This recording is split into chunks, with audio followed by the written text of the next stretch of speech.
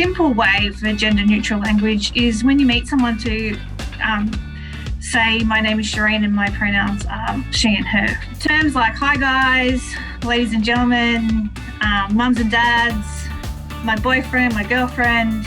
It's probably safe to say we've all grown up in similar eras, and it's just the way that language seems to be. And working with young people has been really exciting because they're really challenging that. People can move up and down the gender scale and identify differently on any given day. So that's one of the important things that I've learned, that it's not just male, female, or somewhere in the middle. Gendered pronouns are like she, her, hers, and he, him, his.